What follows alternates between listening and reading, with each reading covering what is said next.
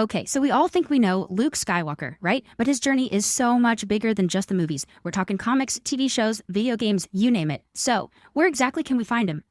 Alright, let's kick things off where it all began. We've got to start with the original movie icon, the farm boy who became a legend on the big screen.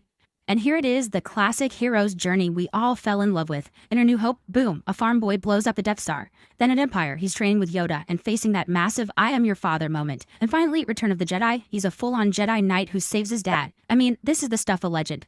So, flash forward a few decades, and Luke is back. But wow, has he changed. In The Last Jedi, we meet this grizzled hermit of a master, totally haunted by his failures.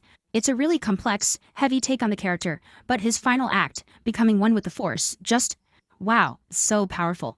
And his story on the big screen comes to a close in The Rise of Skywalker. He shows up as a Force ghost, to give Rey that final little push. And that moment, he lifts his X-Wing out of the water. Chills. It's the perfect bookend, reminding us that legends never truly die. Oh wait, the story doesn't end there. Not even close. The age of streaming brought Luke back in ways nobody saw coming.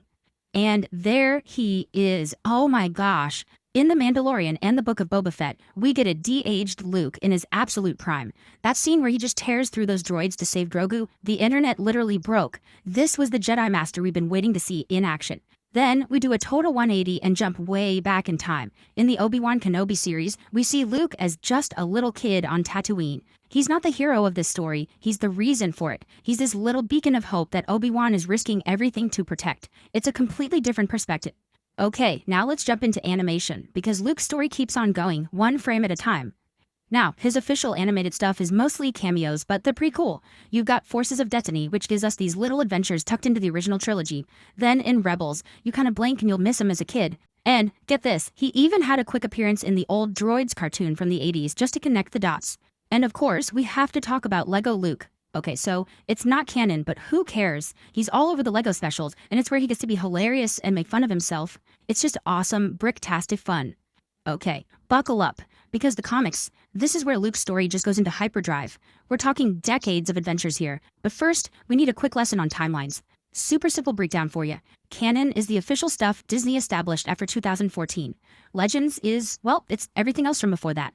All those amazing, wild stories from the old expanded universe. Just think of it as a cool what-if timeline. Makes sense? Awesome.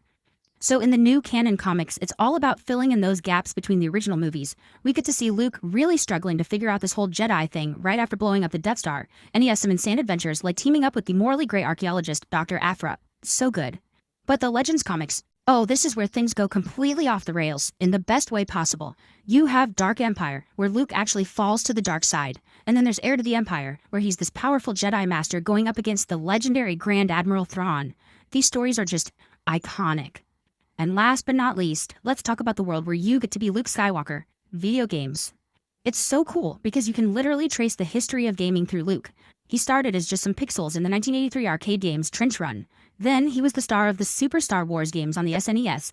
And now he's this ultra-realistic hero in the Battlefront series with brand new canon stories built right into the games. So think about it. We've seen Luke as a farm boy, a master, a hermit, a Lego figure, a comic book hero. You can even be him in a video game. His legacy is absolutely massive, spanning pretty much every medium you can think of. So that leaves just one big question. Which version of Luke Skywalker is the Luke Skywalker for you?